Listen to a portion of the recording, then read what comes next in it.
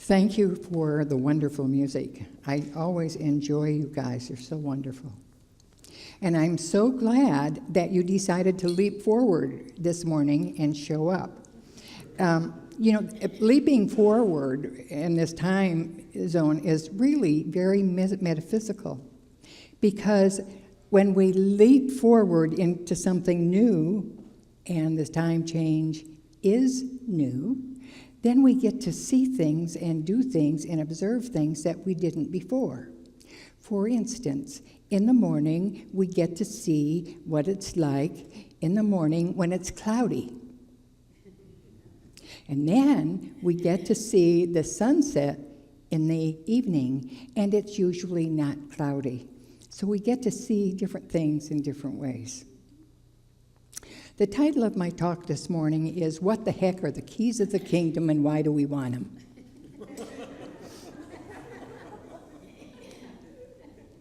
I don't know. Before we get to the keys, let's take a look at what leads up to Peter getting those keys.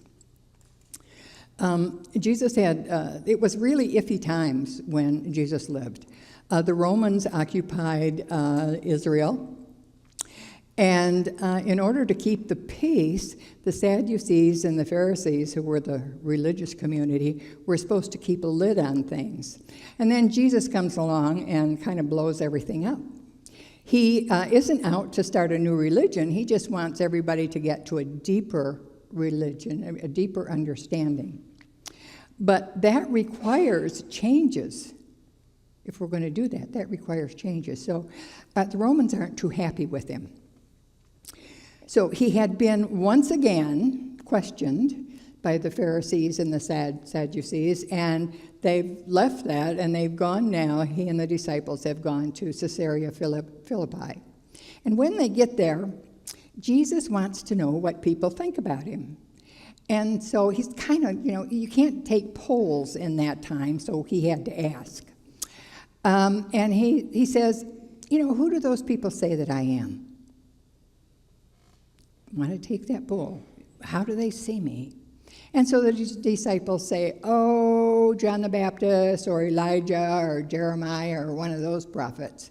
Because the Israelites, the Jewish people, expected a prophet to come back to lead them, to save them, to lead them. So then he says, I don't think he likes that answer. The prophets did a wonderful job, but they kind of stood between the people and God, because God only spoke to the prophets, and then he relayed that, he or she relayed that to the people, especially when they were doing things that weren't quite in alignment with what God wanted them to do. So that's not a good answer for Jesus, and so he says, but who do you say I am? Who do you think I am? What do you think about me? And Peter, who is usually the spokesman for the group, pipes up and says, you are the Christ, the Son of the living God. He has this wonderful moment of inspiration and seeing the truth that Jesus is a manifestation of the Christ, that he is a Son of God, and being a Son of God, he has all of the same qualities as God. Not God's qualities, but the qualities of God. And we all have that. We don't realize it, but we all have that. We don't see that we are Christ's in the becoming, and that we are on the planet to express that as best we can at any given moment. We're in that process. So anyway, Jesus says to Peter, you're right. And on this rock, I will build my church. Now, everybody takes it to think that what Jesus is talking about is building the rock on Peter's faith. That's the common understanding of that. But what if Jesus was saying, I'm going to build my church on the Christ within all people. Now, we've got a problem there. Not about the Christ, but about the church, because there wasn't one. There wasn't a church. There was, and the word translated to church, it originally just means a community of people.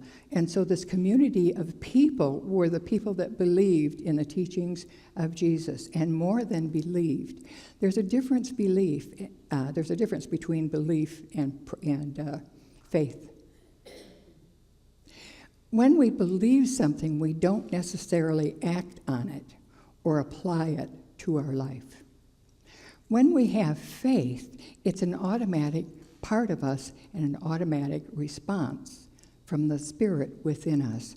And that's what made Peter see the Christ in Jesus, that faith, that knowing that we know that we know.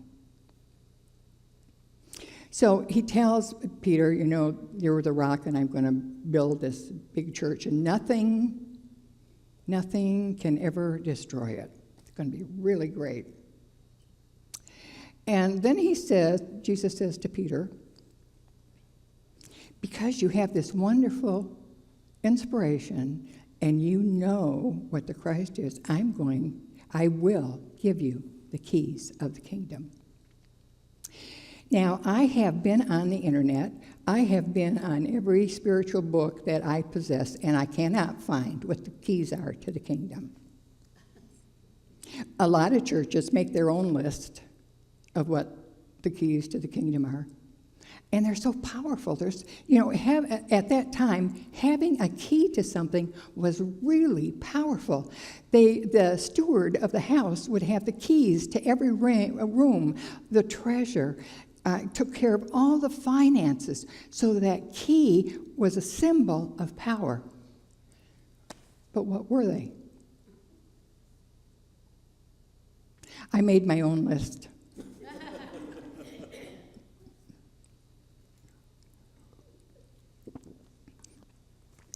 Why the heck do we want them, and what is the kingdom of heaven? Because the keys are keys to open that kingdom of heaven for us. Peter, when he saw that Jesus was the Christ, saw a glimpse of heaven. Heaven is not a place. Heaven is the underlying reality that all of our physical reality is based on. That's kind of hard sometimes for us to get to understand. When we glimpse the kingdom of heaven, it's an overwhelming feeling of wonder. And the colors are just so bright. And you feel like you're one with everything. There's a peace. Peace. Charles Fillmore says the kingdom of heaven is the realm of divine ideas. What are divine ideas? Divine ideas are the love of God and the love in us. The idea of prayer. The idea of wholeness, of oneness. And we tap into that kingdom of heaven when we have the key. So what is the key? And why do we want to go to the kingdom of heaven? Once we get the keys, we will, whatever we bind on earth, we will bind in heaven. Now, what the heck does that mean? We're going to tie up a bundle and let it sit there? Well, but we do tie up bundles. We tie up our understanding. It's really hard to open that bundle of what we understand about who we are and what life is all about. And once we have that kingdom, the keys of the kingdom, we get to unwrap the bundle. Loose it in heaven so that we have that direct contact with God. Whatever you loose on earth, you will loose in heaven. That means we are open and receptive to the allness of God and those divine ideas. Whatever you bind on earth, you will be bound in heaven. That means that we don't get through to the kingdom of heaven. It isn't that we can't, it's that we have not made the decision to do it. And that's the first key. The decision to do it. Nothing happens in our lives until we make a decision. Now, we may make that decision unconsciously, but it's still a decision that's based on other decisions that we've made. And that's what binds us. So the first key is decision. Years ago, I had a phone call. I was ready to leave the office, and my secretary called me back and said I had an urgent phone call. So I went in and answered the phone, and this woman's voice said, I don't think you remember me, but your son's ex-girlfriend. And I'm thinking, why is my son's ex-girlfriend calling me? And she says, I think maybe you can help my mother. And I go, okay, tell me about it.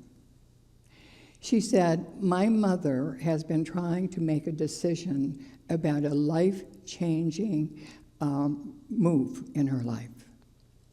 And she can't decide what to do it. And we have this old saying, when you doubt, don't. But there was such wonderful prospects on both sides that she couldn't make up her mind. So she was coming to me to help her make up her mind. So she came in and we sat down, and I said, well, tell me about it. And she started to talk, and I noticed that at the end of almost every sentence, she would say, I just don't know. I just don't know.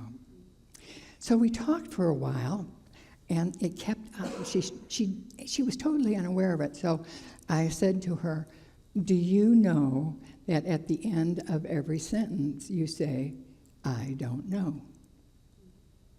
She says, well, I don't. But I said, something inside of you does know, but you're not open to it. That answer is deep within you. And if you get quiet, it will come. She says, I don't know. So we talked for a while. I said to her, now every time when you're talking, every time you say, I don't know, I'm going to interrupt and say, did you hear that?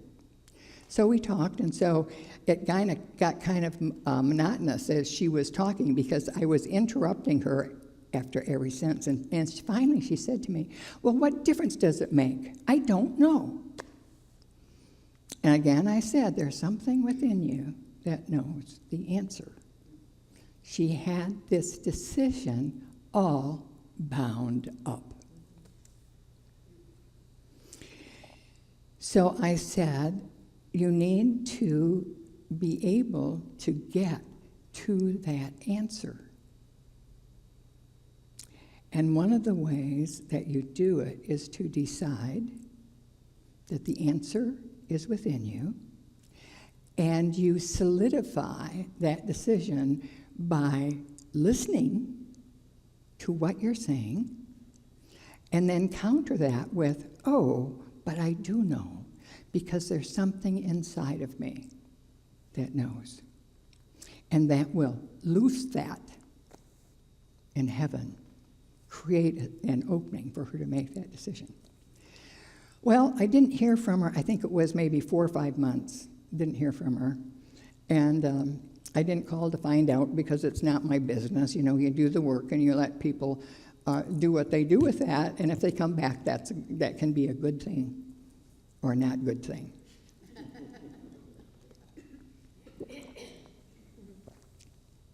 So she called me, I don't know, 3 or 4 or 5 months later. And she said to me, I'm so glad I came to talk to you,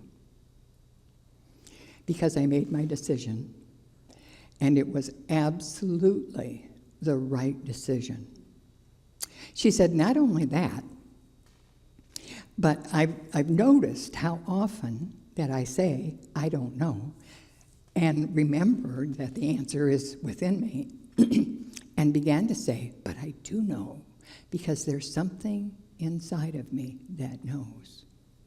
And when we contact that something inside of us that knows, we release the faith, and so we know that we know that we know.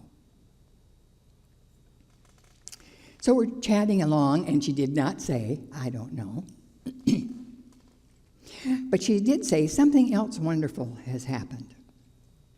She says, when I come to a decision that's a particularly important decision, I remind myself that there is something within me that knows the best way to go. And that has blessed me and brought me to where I am, which in our parlance would be the kingdom of heaven. She was in harmony, not all the time, because we don't do that. It might be 5 minutes that we get that inspiration like Peter did. It might be 3 seconds, but we get it, even if it's that small. And we decide to live this Christ presence within us, and we can. We can. We can. You can. You can. You can do it. Live from the Christ within to the best of your ability at any given time. And you begin to loose all of those things that have been holding us back. So the first key is decision. The second key is listening to what you're telling yourself, about a situation. Think about what you're thinking about, because everything begins in thought. So now we're ready to get to prayer.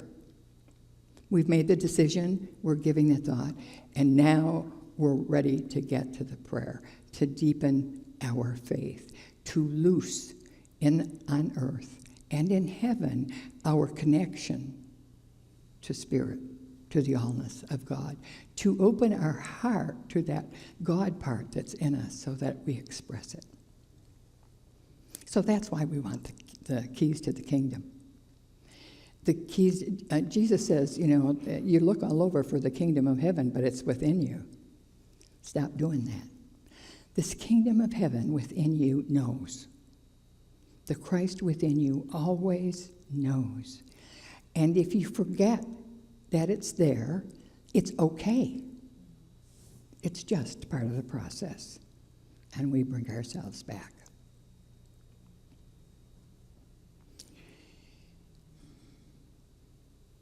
I think that's all I've got to say. Nothing else is coming out. And so I guess I have to say, thank you for waking up and being here. And that's the truth.